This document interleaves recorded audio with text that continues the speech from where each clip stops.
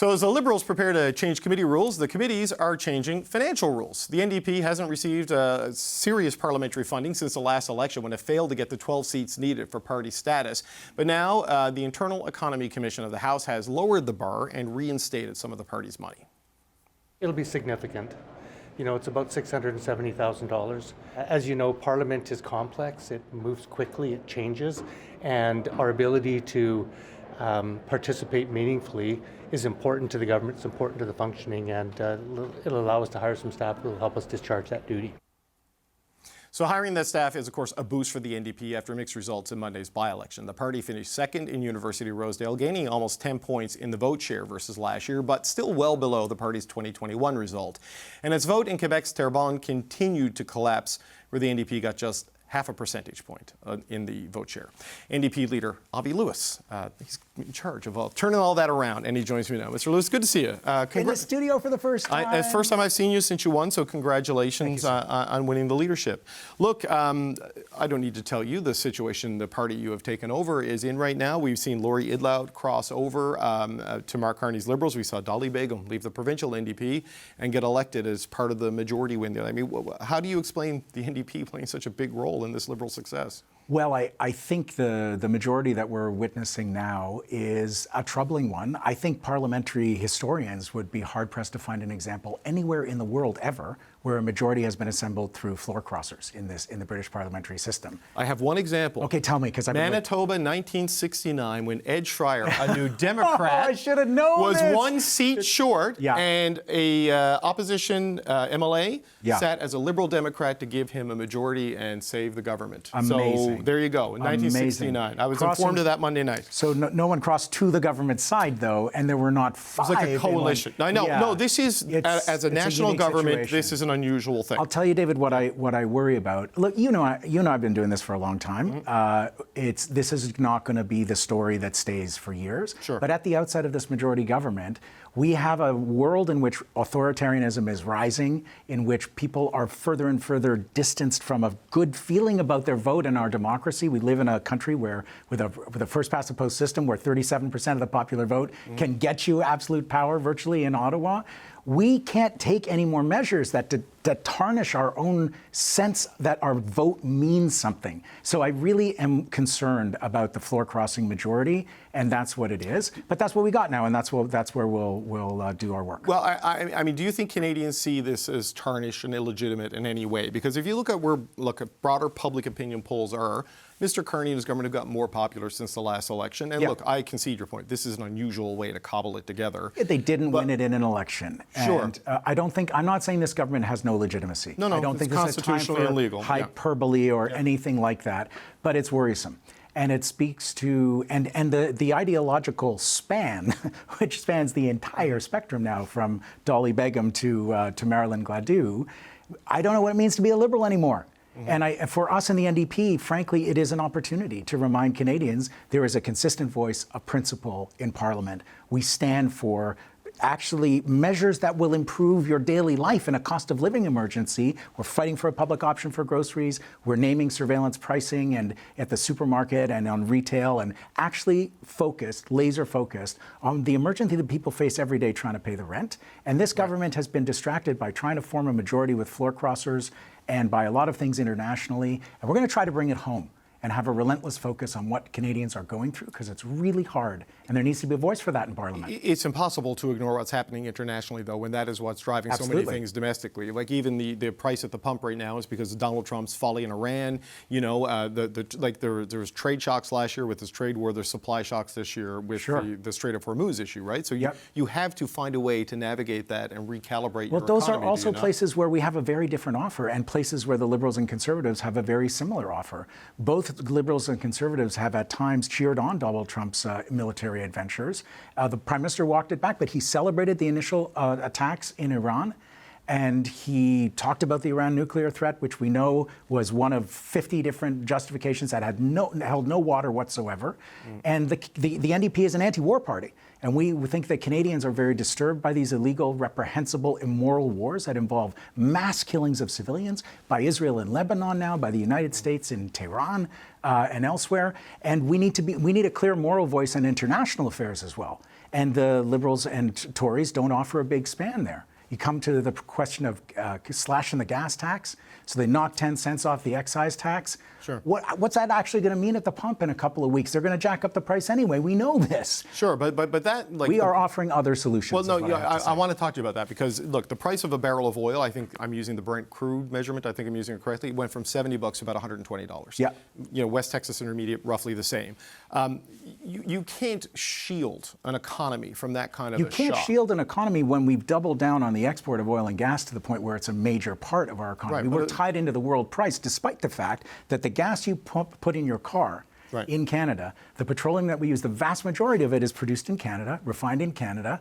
The little bit that we import doesn't come from the Persian Gulf anyway. So why are we paying these astronomical prices for gas? It's not coming from the Persian Gulf. Because it's a global commodity and there's a global price. Because we've tied our economy into that global price, and we're not moving away from oil and gas despite the price shock that's coming from the oil shock that is already here and the tens of billions of dollars that those oil companies are going to make in the next months and years. I saw you posting on, I believe it was your Instagram, that you need a price cap at the pump. Because that will actually control the price. If you knock off one tax or another tax, they'll just jack it up anyway. It doesn't protect Canadians from the price going ever skyward. But you are then telling Canadian energy companies to take a haircut. Canadian energy companies can afford a haircut when they are forecast to make $100 billion in excess revenue this year alone. Tens of billions of dollars of excess windfall profits. We got to be taxing that money and capping the cost of gas, returning those profits to Canadians to support them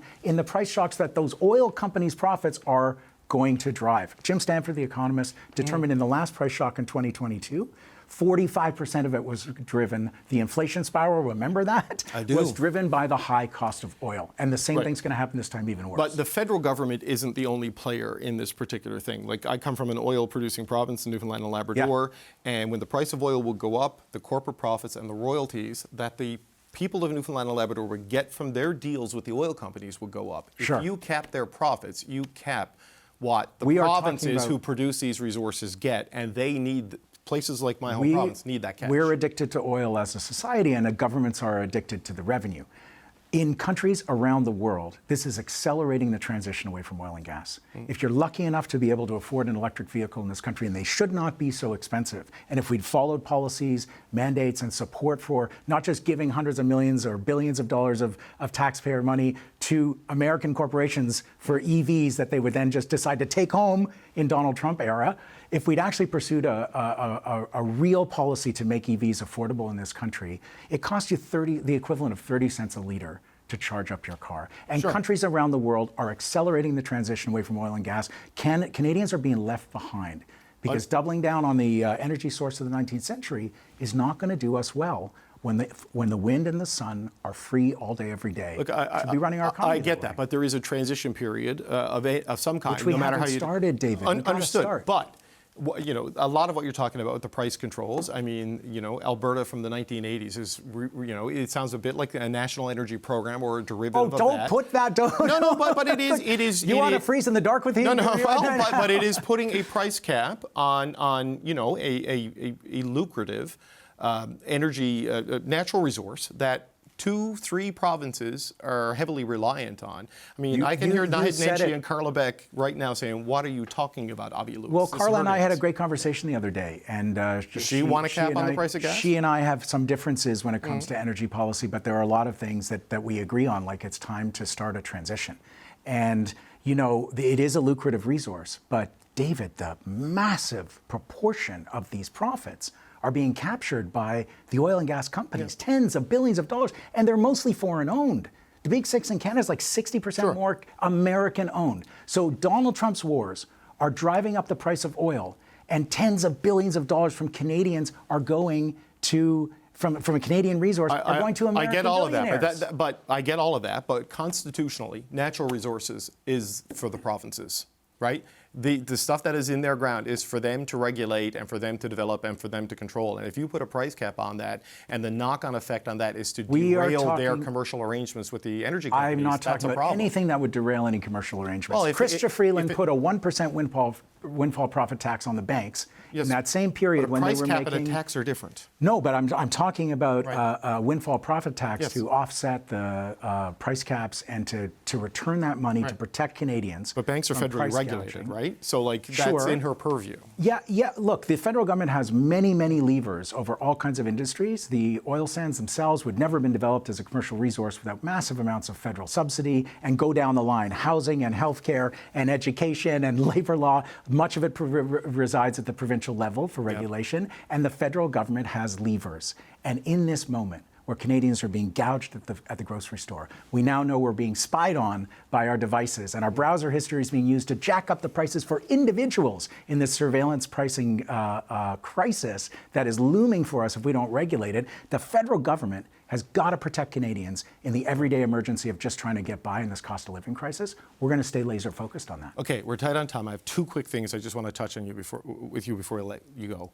Do you know if Alexander Boulay-Reece is going to leave to run in the Quebec election? When do you expect an answer from Mr. Boulay-Reece on this? I know it's his personal decision, but it matters to you as a party trying to rebuild. Sure it does. So when will you know? Look, it's the notion of leaving one jurisdiction to go to the other, at least it's not a floor crossing. Sure. Alex has been struggling with this, and we expect that he'll make his decision soon.